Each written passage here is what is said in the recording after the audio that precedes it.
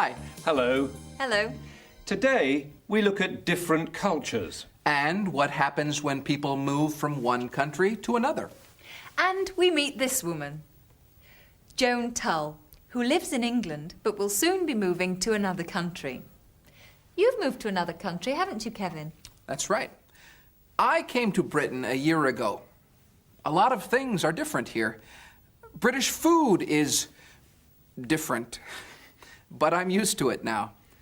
And here in Britain, they drive on the left. I'm getting used to that. But the weather.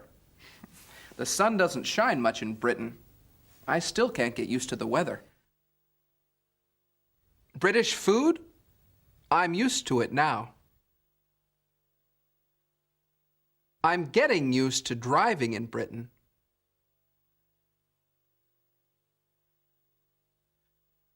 British weather? I can't get used to that.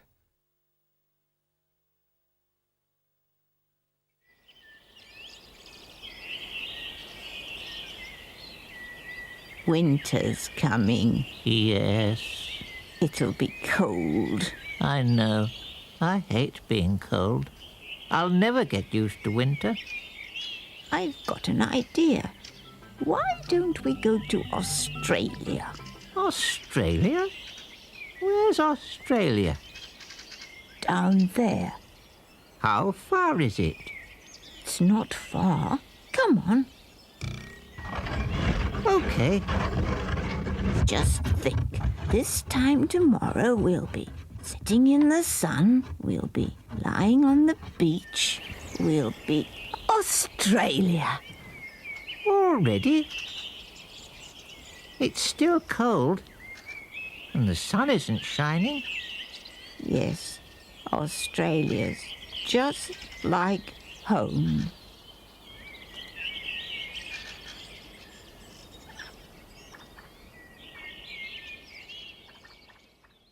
This time tomorrow, we'll be sitting in the sun. We'll be sitting. We will be sitting. This time tomorrow, we'll be sitting in the sun. What will you be doing this time tomorrow? I'll be at home watching television. I will hopefully be having lunch. At this time tomorrow, I will be sitting down in my office. I should be having a meeting with colleagues. I'll be on a train to Leeds. I'll be sleeping. And what will you be doing in 10 years' time? In 10 years' time, I hope I'll be living somewhere else in Europe. I will be working somewhere. In 10 years' time, I may be thinking about retiring. Hopefully, in 10 years, I will be picking up a couple of kids from kindergarten or something. I really don't know what I'll be doing in 10 years' time at all. If my plans go correctly, I shall have retired from being a headmistress and I shall be teaching my subject again to students who want to learn it. This time tomorrow, I'll be working here. But this time next year, I'll be back in the United States, in California. I'll be living in California. I'll be driving on the right. And I'll be eating American food. It'll be good, but I'll miss some things about England.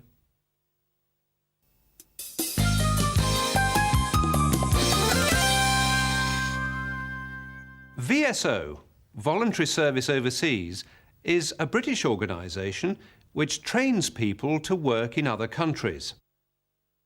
Joan Tull, who lives in London, is a new VSO volunteer. Let's find out where she'll be going and what she'll be doing.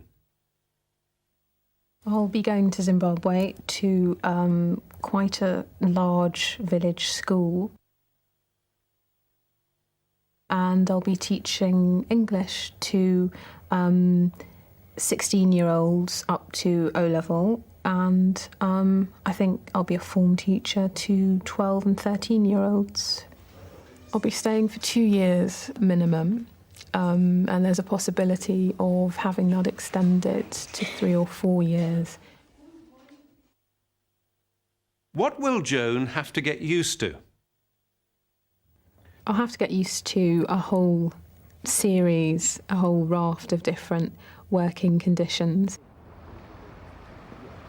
I'm used to working in quite a high-tech sort of industry that's got lots of machinery and everything, and I'm going to be going to a place that has no machinery apart from a typewriter, has no electricity at all, no photocopiers, all the things that you take for granted, they just won't be there anymore. So I'm going to have to get used to that sort of thing, really. I'll be staying near the school, which is called Cowandera, in quite a small village. It's amid sort of farmers generally. It's quite near to a sort of small town, but it's quite rural itself. And I'll be staying in a teacher's house, living with 2 or 3 other Zimbabwean teachers.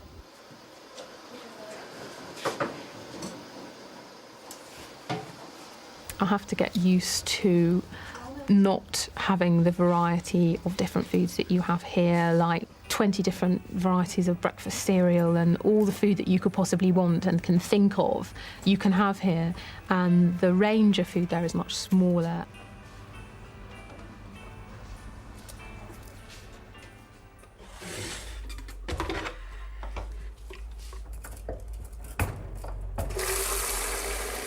I have to get used to getting water from a borehole, not having electricity, which means gas lamps in the evening, which means the difficulty of preparing for the next day's lessons in poor light, different ways of getting your clothes washed, how you make your own entertainment in the evenings, because I'm used to coming home and watching television and, you know, phoning your friends and listening to music and that sort of thing.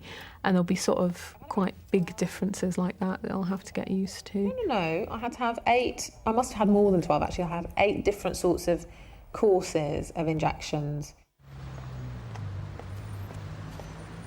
I'll miss shopping for clothes in my favourite clothes stores, and I'll miss seeing my friends after work and going to the cinema and going to a club, going to parties, an endless list of things that I can think of that I do without thinking about it really, that I'm going to miss. Joan described what she'll be doing when she goes to Zimbabwe. She'll be teaching English. She'll be living in a teacher's house with 2 or 3 Zimbabwean teachers. Joan realizes that life will be very different from what she's used to. She'll have to get used to different working conditions. And of course, there are things that she'll miss about home. She'll miss shopping for clothes. She'll miss seeing her friends. Joan told us about some of the things she'll miss. But what will be the biggest problem for her? I think there'll be quite a lot of cultural differences, and those are going to be the most difficult things to get used to, because physical things I think you can adapt to really quickly.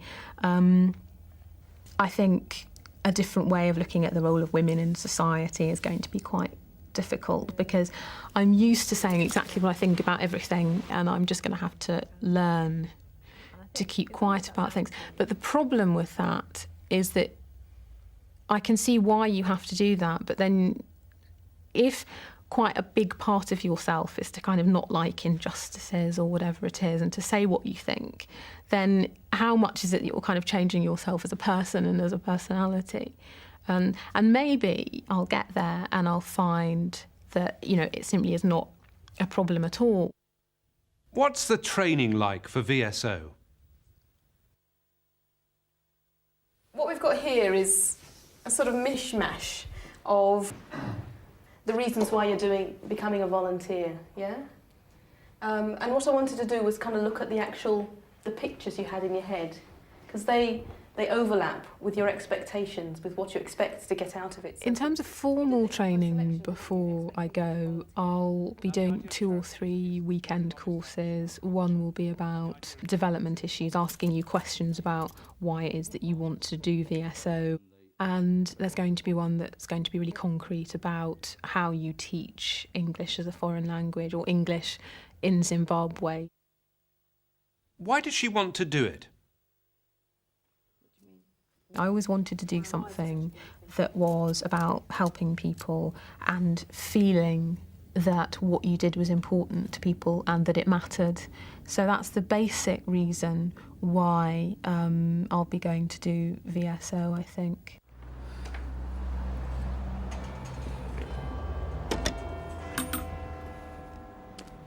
I'm quite looking forward to going to a completely different environment that's different on all sorts of levels, in terms of the culture, in terms of the standard of living. I'll be quite interested to just find out how a whole different set of people live. I'm looking forward to not being in England because I'm tired of it. I'm looking forward to hot, sunny weather. I'll be quite interested to see how I fit into the new job. Just a whole new life, really, just suddenly kind of will open up. S-Y-R-I-N-G-E-S. Is that correct? Yes? Good. Right, now let's work at putting these into indirect or reported speech. It's a bit dangerous because I don't know how I'm going to cope with it. But that's all part of it. It's all part of kind of, saying, my God, wasn't I? Wasn't I brave for once in my life? And I'll get to 30 and I'll look back and I'll be able to say, I think, God, for once in my life, I did something that was just a bit unusual and a bit different. Joan thinks there might be 3 big problems for her. Cultural differences. The completely different standard of living. And the different role that women have in Zimbabwean society. But there are also things that Joan is looking forward to. She's looking forward to going to a completely different environment. And she's looking forward to hot, sunny weather. We all wish Joan the best of luck with her voluntary service in Zimbabwe. Yes. Think of all the sunshine, the different way of life. It obviously reminds Kevin of home. What? Oh, yes. Goodbye. Goodbye. Bye.